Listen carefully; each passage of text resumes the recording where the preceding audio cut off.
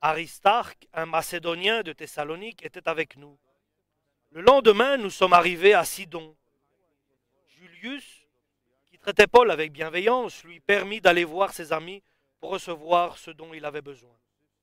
Après être repartis de là, nous avons passé le long de la côte abritée de l'île de Chypre, car les vents nous étaient contraires. Nous avons traversé la mer près de la Cilicie et de la Pamphylie, et nous sommes arrivés à Myra, en Lycie.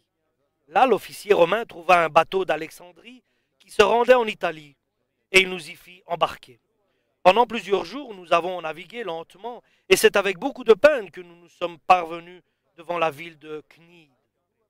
Comme le vent nous empêchait d'aller plus loin dans cette direction, nous avons passé par le cap Salmoné pour nous trouver du côté abrité de l'île de Crète.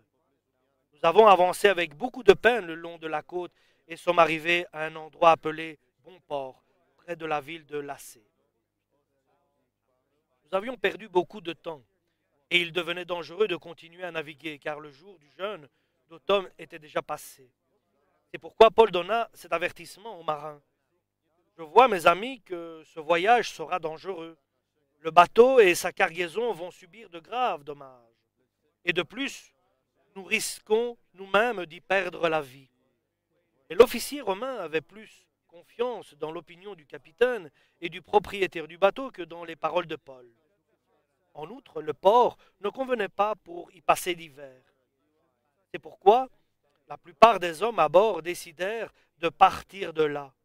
Ils voulaient atteindre, si possible, Phénix, un port de Crète tourné vers le sud-ouest et le nord-ouest, pour y passer l'hiver. Un léger vent du sud se mit à souffler, et ils pensèrent qu'ils pouvaient réaliser leur projet. Ils levèrent l'ancre et avancèrent en se tenant très près de la côte de Crète. Mais bientôt un vent violent appelé vent du nord-est descendit des montagnes de l'île. Le bateau fut entraîné. Il était impossible de le maintenir contre le vent, et nous avons dû nous laisser emporter. Nous avons passé au sud d'une petite île appelée Coda, qui nous abritait un peu. Nous avons réussi alors, avec beaucoup de peine, à nous rendre maîtres du canot de sauvetage. Les marins l'ont remonté à bord, puis ils ont attaché des cordes de secours autour du bateau. Comme ils craignaient d'aller se jeter sur les bancs de sable des côtés de Libye, ils lâchèrent l'ancre flottante et se laissèrent ainsi emporter par le vent. La tempête continuait à nous secouer violemment, de sorte que le lendemain, ils se mirent à jeter la cargaison à la mer. Et le jour suivant, ils lancèrent de leurs propres mains l'équipement du bateau par-dessus bord. Pendant plusieurs jours, on ne put voir ni le soleil, ni les étoiles, et la tempête restait toujours aussi forte. Nous avons finalement perdu tout espoir d'être sauvés. Ceux qui étaient à bord n'avaient rien mangé depuis longtemps. Alors Paul, debout devant eux, leur dit « Vous auriez dû m'écouter, mes amis, et ne pas quitter la Crète. Nous aurions ainsi évité ces dommages et ces pertes. Mais maintenant, je vous invite à prendre courage, car aucun de vous ne perdra la vie. Le bateau seul sera perdu. Cette nuit, en effet, un ange du Dieu à qui j'appartiens et que je sers s'est approché de moi et m'a dit « N'aie pas peur, Paul, il faut que tu comparaisses devant l'empereur, et Dieu, dans sa bonté pour toi, t'accorde la vie de tous ceux qui naviguent avec toi. » Courage donc, mes amis, car j'ai confiance en Dieu. Il en sera comme il m'a dit. Mais nous devons échouer sur la côte du Nil. C'était la 14e nuit que la tempête nous emportait sur la mer Méditerranéenne. Vers minuit, les marins eurent l'impression que nous approchions d'une terre. Ils lancèrent une sonde et trouvèrent que l'eau était profonde de 37 mètres.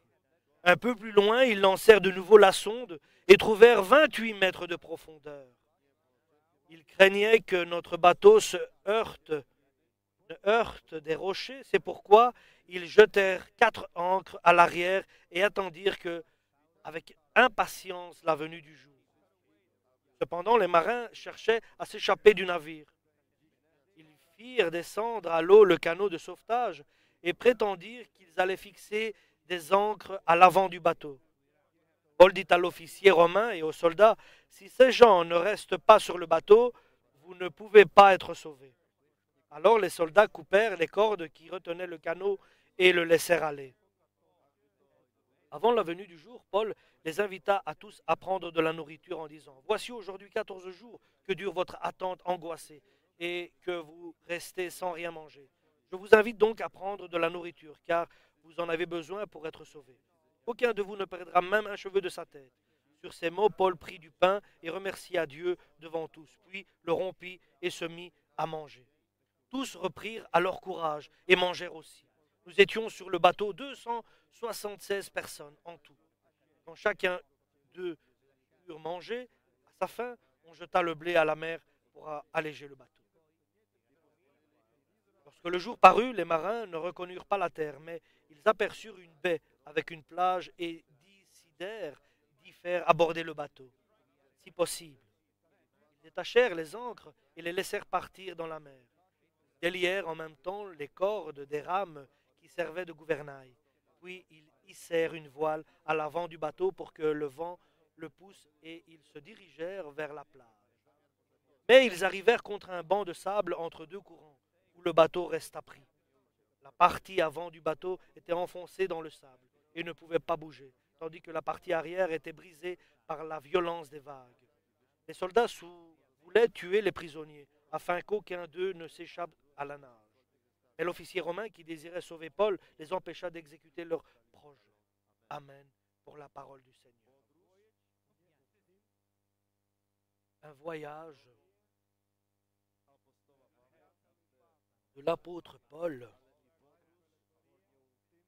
un voyage qui est entre le pouvoir du commandant officier romain.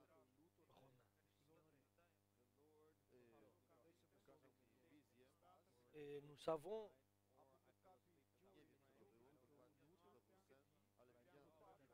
je voyais dans une vision, j'avais mon corps et Jésus était près de moi. Et il me dit, c'est quoi cela? Et je dis, c'est mon corps.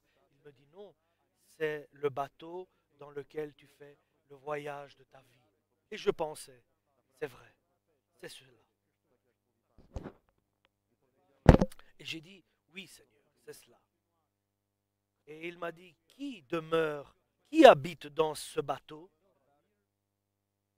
Qui voyage dans ce bateau? Et j'ai dit, moi. Et après j'ai pensé, j'ai dit, et le Seigneur est avec moi dans le bateau. Et je dis avec joie, Seigneur, moi et toi, nous sommes dans le bateau. Et le Seigneur me dit, oui, c'est la vérité. Et il continue. La question est la suivante. Qui dirige ce bateau?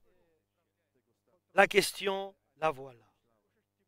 Et le Seigneur dit, toi, tu conduis le bateau et quand tu as besoin de moi, tu m'appelles. Et je n'ai pas aimé ce toi. Et j'ai dit, non, je n'ai pas répondu alors au Seigneur. Et le Seigneur me demande, ou bien toi, tu le diriges et tu me donnes des ordres. Alors, il y a de la peine qui a rempli mon cœur. J'ai abaissé ma tête. Je ne parlais pas. Une peine profonde a rempli mon cœur.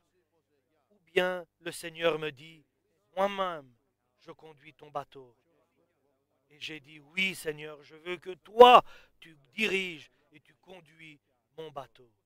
Et il me dit, demande-moi-le, redemande-moi-le. Et la vérité, chers frères et sœurs, nous sommes dans un voyage. Et notre corps est le bateau. Et ce n'est pas simplement cela. Et dans notre vie, nous avons beaucoup de voyages. Paul, l'apôtre Paul était là. Il est parti d'Éphèse et il est arrivé à Jérusalem. L'Esprit Saint lui disait, il y a beaucoup de souffrances qui t'attendent à Jérusalem. Mais Dieu lui avait dit, tu dois arriver à Jérusalem. Et là, tu vas confesser devant eux mon nom. Et tu iras après à Rome, devant l'empereur. Et là, tu confesseras devant César mon nom. Donc, ici, l'apôtre Paul était lié par cette parole et il a commencé à accomplir la volonté de Dieu. Et il allait de difficulté en difficulté et de souffrance en souffrance. Et cette souffrance que Dieu permet dans ta vie, c'est une souffrance de bénédiction. Parce qu'il trouvait toujours des personnes qui l'aidaient dans ses souffrances et dans ce qu'il traversait. Et des personnes qui étaient pour l'aider. Et c'est Dieu qui permettait cela. Et après avoir terminé son œuvre à Jérusalem, par l'aide de Jésus-Christ, maintenant, Jésus l'envoie, lié par la parole de Dieu, à Rome, pour aller révéler, témoigner à Rome la parole de Dieu. Et le maître du voyage, ce n'est pas Paul, mais le Christ, le Seigneur. Et là, bien sûr, il y a l'officier romain qui est supérieur, qui est officier, qui est responsable. Et parfois, Dieu nous met entre les mains de quelqu'un qui a le pouvoir. Comme par exemple, la femme est mise au pouvoir de l'homme. C'est ainsi. Et cela est bien. Le mal, c'est quand tu es mis entre les mains de personnes qui ne connaissent pas Dieu. Et comme ici, bien sûr, Paul est mis entre les mains du centenier, ici de l'officier romain, qui n'est pas de Dieu. Et bien sûr, cette situation est délicate et difficile. Et l'apôtre Paul doit être très prudent. Et en recherchant la voie du Saint-Esprit, il ne peut pas être tranquille en étant sous la domination, sous la direction de cette personne qui ne connaît pas Dieu, sous l'autorité de cette personne qui est centenier, qui est officier romain et qui ne connaît pas Dieu. Et lorsque Dieu met sur nous une autorité qui n'est pas du Seigneur, c'est une personne qui, par exemple pour une femme, elle a un mari qui n'est pas de Dieu, qui ne croit pas en Dieu, c'est très difficile. Il faut être très prudent. Ou bien une autre situation où le chrétien doit être très prudent et très rapide. Et l'apôtre Paul ici doit être très prudent et rapide dans ses décisions. Et ils sont arrivés à Sidon. Et arrivé là, l'officier se comportait très bien avec Paul. Et ils étaient montés sur un bateau et ils ont commencé leur voyage pour Rome. Et c'était la période d'octobre, le mois d'octobre, et ils sont arrivés avec beaucoup de difficultés au bon port, appelé, donc c'est un port qui était près de la ville de Lassé. Ils savaient qu'ils ne pouvaient plus continuer plus loin. Et ils vont prendre une petite décision. Est-ce que nous allons rester ici ou aller un peu plus loin? Ça, c'est le piège. C'est une petite différence. Oui, nous n'allons pas partir faire notre grand voyage, nous allons passer l'hiver ici, mais nous n'allons pas aller en Italie. Nous allons passer l'hiver ici. Oui, nous avons décidé, mais nous allons aller un peu plus loin. Ici, c'est pas bien. Un peu plus loin, c'est meilleur. Là-bas, nous pourrons passer l'hiver. Le port est plus certain et plus sûr. Et l'apôtre Paul prie. Alléluia. Il n'entend personne, l'apôtre Paul. Il n'entend ni le marin, ni le capitaine. personne. Paul prie au Père Tout-Puissant. Alléluia. Et il lui répond par Jésus-Christ. Et il dit, avec assurance, il est comme Jérémie, il parle avec assurance, il reste devant eux, il se tient devant eux et devant le centenier, devant l'officier romain, et il lui dit, et bien sûr l'officier romain prend des décisions et il consulte le capitaine, les marins, oui, quelqu'un dirait, il fait bien, mais nous savons qu'il ne fait pas bien, car il n'écoute pas la voix de Dieu. Alléluia. Et là, Paul se tient devant l'officier. Et l'officier a beaucoup de confiance et il a de l'estime pour Paul. Il lui est sympathique, je pourrais dire, pour l'officier romain Paul. Et Paul dit, si nous partons d'ici, notre voyage sera très douloureux, très difficile. Si nous faisons si nous changeons de port, nous serons emportés et il y aura un danger même pour nos vies à nous. Donc, Paul leur met en garde par Jésus-Christ. Et ici maintenant, l'officier romain doit prendre une décision. Oui, il doit maintenant avoir confiance en qui? À l'apôtre Paul qui lui donne ses conseils, ou bien au capitaine du bateau, aux marins qui ont bien sûr l'expérience de la navigation. Alors qu'est-ce qui se passe? Mais l'officier romain prend la décision de suivre les conseils du capitaine et des marins. Oui, bien sûr, ce port ici n'est pas vraiment propice et adéquat à passer l'hiver. L'autre port qui se trouve plus loin est plus certain, est plus sûr, est plus certain et sûr que celui-ci. Et alors il prend la décision et il est influencé par la décision des marins et du capitaine du bateau. Mais Paul, il n'a pas le pouvoir de changer les choses, mais il a le pouvoir de donner des conseils. Et ici, l'apôtre Paul ne peut pas intervenir et persuader l'officier romain de dire non, n'écoute pas le capitaine, n'écoute pas les marins, écoute à moi. Il ne peut pas, comme Sédécias, le roi, Jérémie ne peut pas l'obliger à prendre. Il est dans la peine, il pleure pour Sédécias, le roi, qui ne prend pas la bonne décision. Nous savons que l'autorité, le pouvoir a été donné à Sédécias, le roi. Ici, le pouvoir a été donné à qui?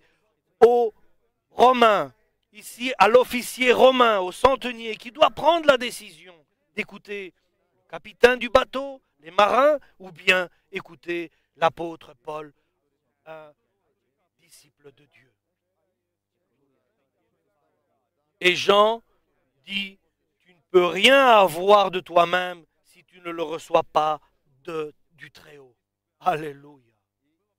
Et ça, c'est un piège ici pour l'officier romain. Alors, il y a eu un vent qui a commencé à souffler, et pour eux, c'était le piège. Ils ont pensé qu'ils pouvaient, avec ce peu de vent, arriver au port suivant, au port d'à côté. Et ils ont considéré, parce qu'il y avait le vent a soufflé du sud, ils ont pensé que cela était propice pour aller rejoindre le port suivant. Mais Dieu est avec sa parole. Dieu est avec Paul. Dieu est avec Jérémie. C'est pas, Dieu n'est pas avec l'officier romain. C'est peut-être le diable qui ouvre cela. Dieu ne peut pas ouvrir un chemin contraire à sa parole, contraire à sa volonté. Et Dieu apporte sa parole. Et vous voyez, chers frères et sœurs, ici l'équilibre dans notre vie, comment elles sont faibles et fragiles. L'équilibre dans notre vie est très fragile. Nous devons être prudents et attentifs pour tout ce qui nous arrive. Mais restons dans la parole de Dieu. La parole de Dieu est l'assurance et la sécurité. La parole du Saint-Esprit nous dirige dans la vie. Alléluia. Tout le reste nous dirige sur le chemin de la perdition, de la mort et de la malédiction. Que Dieu nous garde et qu'il nous protège. Lorsque ce chemin a ouvert, donc, le vent a soufflé du sud. Les marins et le capitaine pensaient qu'ils allaient arriver au port prochain.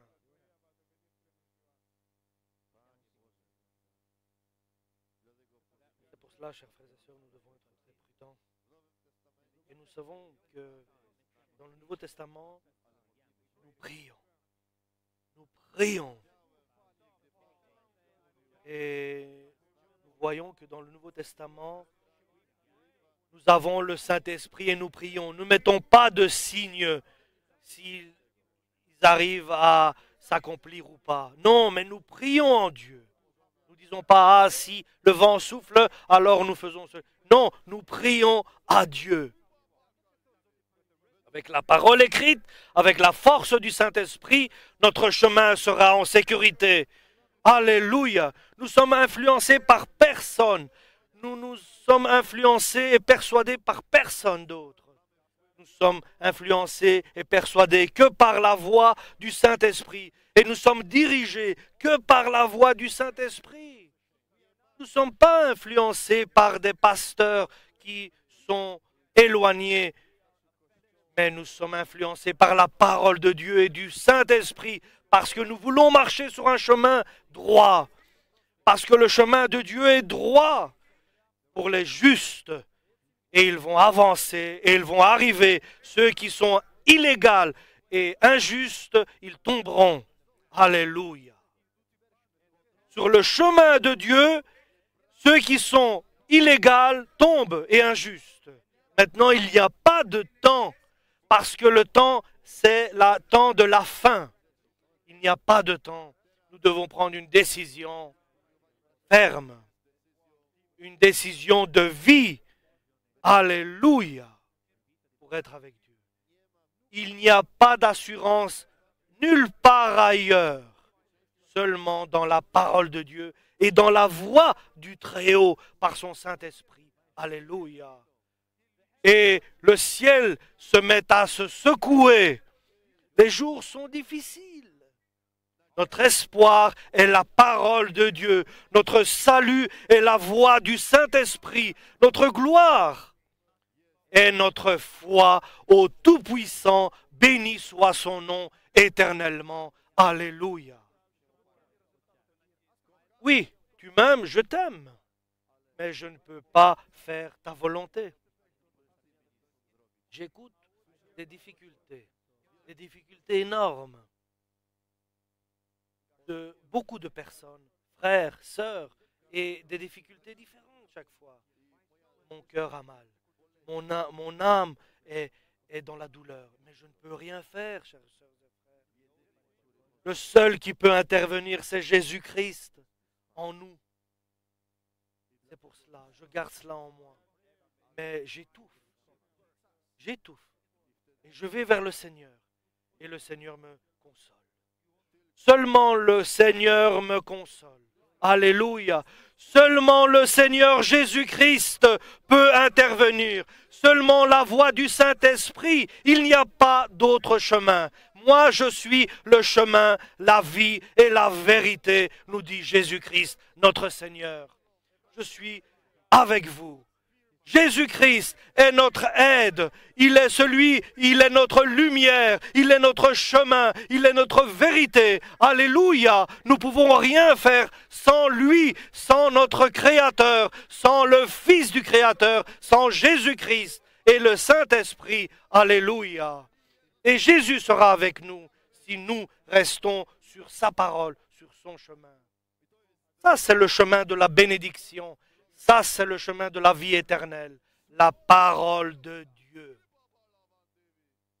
Alléluia. Aide-nous, Seigneur. Aide-nous, Seigneur. Ils ont pensé que le chemin a été ouvert. Quelque temps. Lorsqu'ils ont commencé à s'éloigner du bon port, ici maintenant il y a un vent violent qui vient les emporter. Ils ne peuvent pas revenir en arrière. Ils ne peuvent pas se repentir dans le sens de faire quelque chose. C'est fini les bons ports pour eux. Je le redis. C'est fini le bon port pour eux qui sont partis. Maintenant, c'est la tempête. Ici, le mauvais temps leur attend. La souffrance. Ils ne reviendront pas au bon port. Ils ont perdu ce port où ils étaient là en sécurité. Et ils sont maintenant emportés par le vent violent qui souffle en tempête sur la mer. Et la sécurité est finie. L'assurance est finie pour eux. Et c'est fini maintenant de passer un bon hiver là. Et ils sont partis. Ils sont emportés. Le vent les mène.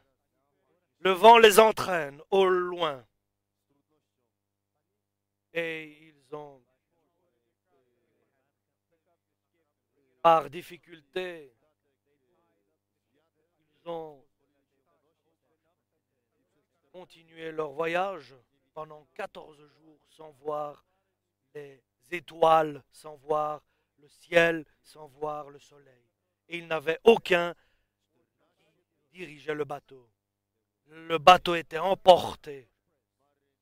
Et bien sûr, à cette époque-là, ils voyageaient avec les repères du soleil, avec les repères de la lune, avec les repères des étoiles. Mais là, rien n'était visible. Il y avait des nuages partout. Le ciel était nuageux. Et ils étaient emportés par les vents.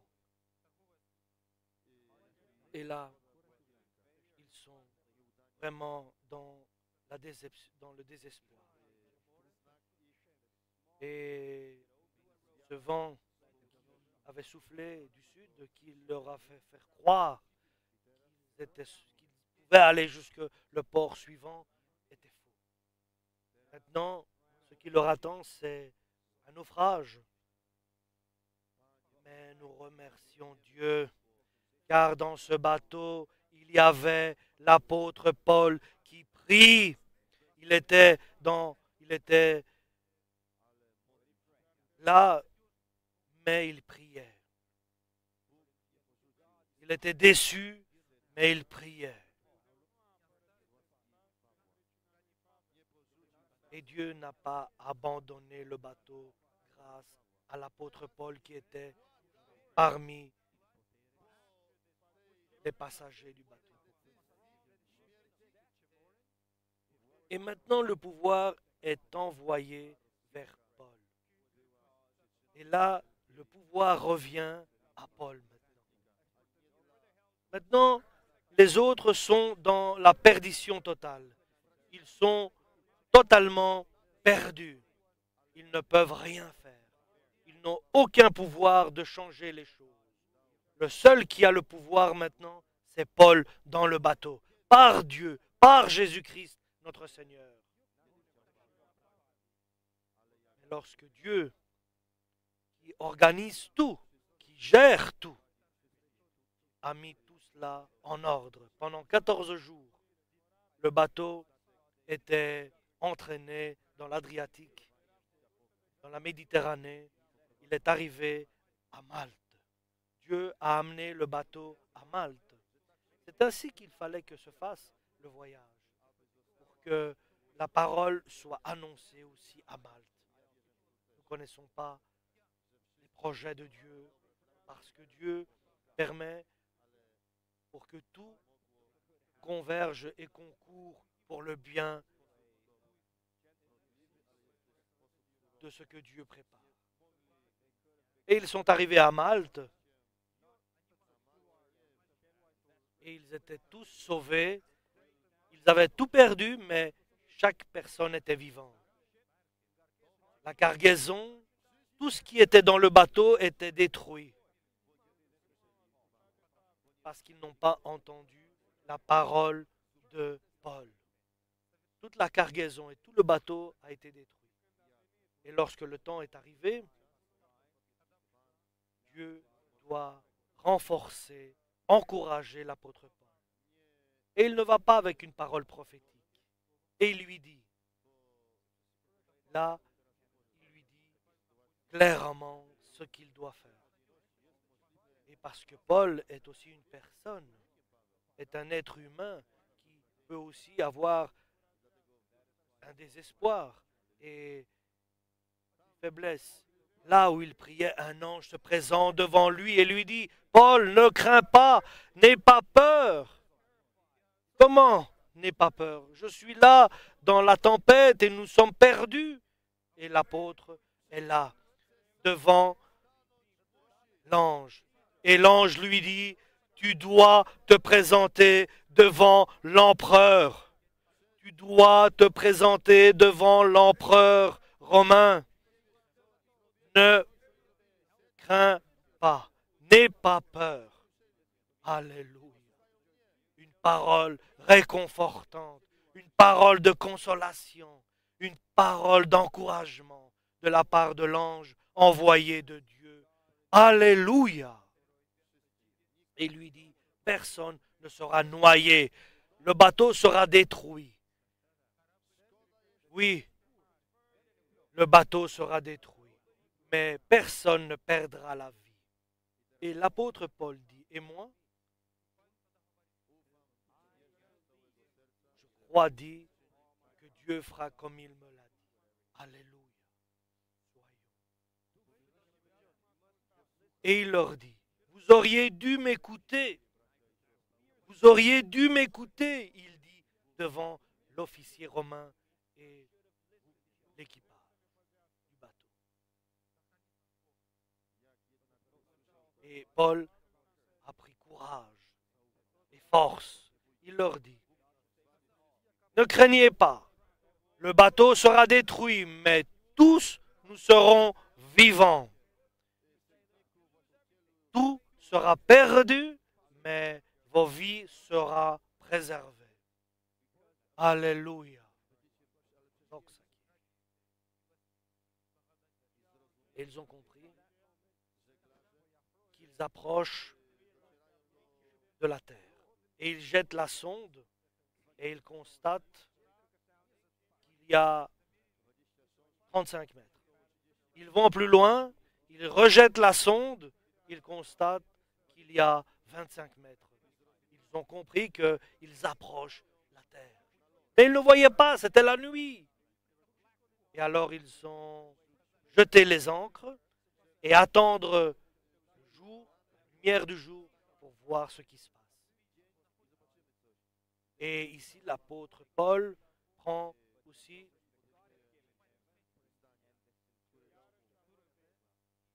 la parole et il prend une décision de parler. Et qui dirige maintenant le bateau? Toi. Oui, c'est Dieu qui dirige le bateau. Alléluia. Demande-moi, nous dit Dieu, que je te dirige, que je te guide. Et je peux vous le dire. Demande-moi-le, m'avait dit Jésus-Christ dans ma vision. Nous devons demander à Jésus de nous diriger, qu'il dirige, qu'il guide notre bateau qui est notre vie, notre âme. Alléluia. Nous désirons, Seigneur, que notre vie, notre corps, que toi, tu le diriges, que toi, tu le commandes. Alléluia. Et il leur dit, l'apôtre Paul, ça fait 14 jours que vous n'avez pas mangé. Et vous êtes dans la peine et dans la souffrance, les épreuves que nous avons traversées dans ce bateau. Et nous sommes au bord de la mort. Parce que Dieu, leur dit-il, est intervenu.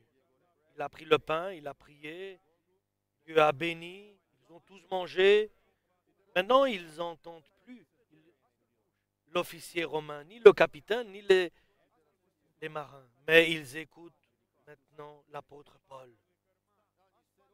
Et maintenant, nous voyons que même l'officier romain ne dit pas « Qu'est-ce que tu racontes maintenant, apôtre Paul? C'est moi qui décide encore. » Et après ce qui s'est passé, il ne peut rien faire. Il n'a aucun pouvoir. Le seul espoir, c'est les paroles de Paul. Ils ont vu la terre, ils sont arrivés à Malte. Comment Dieu les a dirigés, un bateau sans être sous commande. Là, il est arrivé sur l'île de Malte. Et c'est Dieu, nous comprenons qu'il fait ce qu'il veut. Pour la grâce, pour Paul, il a fait une grâce dans ce bateau et il a fait sauver les personnes car Paul était dans le bateau. Et la suite, nous la connaissons. C'est la victoire. La victoire de la vérité. Ils ont essayé de jeter la barque de sauvetage, mais Paul dit, si eux s'enfuient, nous ne pourrons pas être sauvés. Et alors, le bateau de sauvetage a été jeté à l'eau et abandonné. L'arrière du bateau s'est brisé. L'avant du bateau était coincé entre deux eaux, entre deux flancs. Et pensant que les prisonniers allaient s'échapper, certains disaient de tuer tous les prisonniers. Mais l'officier romain, pour Paul, a changé, a dit non, nous n'allons pas tuer, exécuter tous les prisonniers. Et Paul leur a dit, vous auriez dû m'écouter lorsque nous étions en Crète. Et Paul a oublié cela. Ils sont arrivés là à Malte. Les Maltais sont venus, ils se sont occupés, ils ont pris soin d'eux. Dieu a élevé Paul immédiatement avec un événement pendant qu'il ramassait du bois pour se chauffer. Maintenant, je suis le chef, je vais m'asseoir et vous, là-bas, allez chercher du bois. Non, il était là et il cherchait du bois avec les autres. Ça, c'est le serviteur de Dieu. Dans chaque situation, il a la parole de Dieu. Alléluia. Il a le pouvoir, mais il est toujours serviteur. Et là, Dieu, par ce service qu'il faisait, il y avait un serpent qui l'a mordu.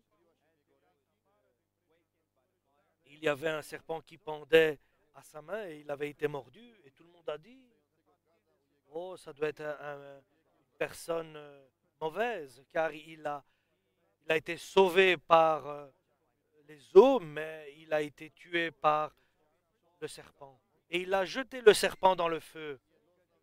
Et tout le monde attendait que Paul tombe, mort, mais il a continué à travailler. Et tout le monde attendait qu'il gonfle, qu'il meure, mais lui, il était là. Et rien ne lui est arrivé. Alléluia! Nous avons un sauveur. Et après, ils ont dit, c'est un Dieu. Et celui, le dirigeant Poplius, qui était là, à Malte, ils ont fait appel à lui parce qu'il était malade, le dirigeant de l'île. Ils ont fait appel à Paul. Alléluia. Et là, il y avait quelqu'un qui était malade. Paul a prié pour lui. Il a mis sa main sur le malade et le Seigneur Jésus-Christ l'a guéri. Alléluia. Et nous savons que maintenant, tout Malte savait que Jésus-Christ était celui qui guérit. Et tous ceux qui étaient malades venaient vers l'apôtre Paul et étaient guéris par Jésus-Christ. Et encore aujourd'hui, Malte est une île chrétienne. Et nous remercions Dieu pour l'œuvre de Dieu. Et levons-nous, chers frères et sœurs, et demandons une requête à Dieu, que le Seigneur dirige le bateau de notre vie. Alléluia. Demandons à Dieu, alléluia, que notre bateau, que notre corps soit dirigé par toi, Seigneur. Alléluia. Oui, Seigneur, que le Seigneur dirige notre corps, notre bateau qui nous mène à la vie éternelle. Alléluia. Prions le Seigneur, chacun pour soi. Prions le Seigneur pour que Dieu soit le maître, le capitaine